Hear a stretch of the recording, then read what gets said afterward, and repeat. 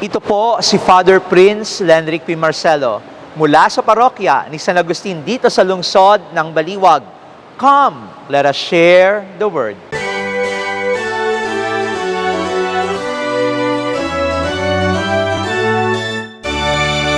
Ngayon po ay kapistahan ni San Agustin, obispo ng Hipona at pantas ng simbahan.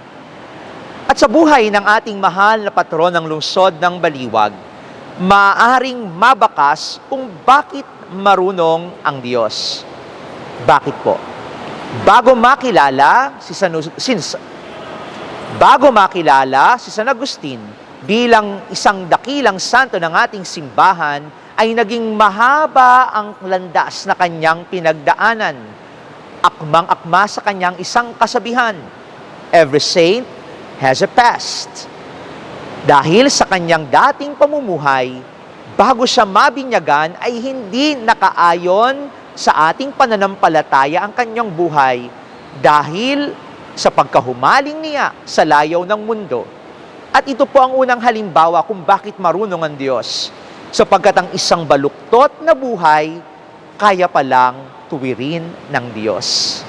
Gayon din, si San Agustin ay mapang saliksik sa karunungan.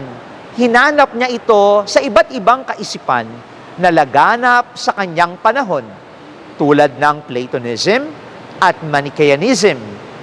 Ngunit, ang kanya palang sinisiyasat ay matatagpuan lamang sa ating pananampalataya. At ito ang karunungan ng Diyos na kanyang ibinahagi sa kanyang mga pangangaral at pagtuturo.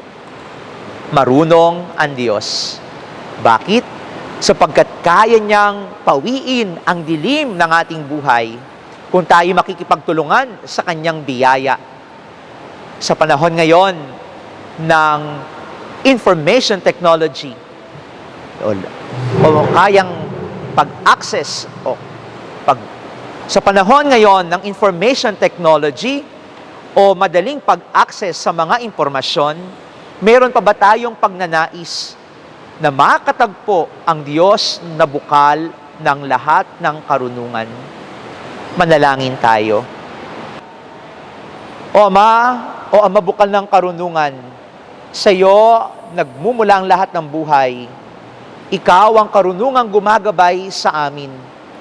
Nawa sa tulong ng aming patrong San Agustin, matutunan naming mahalin si Jesus na aming guro at tagapagturo. Amen.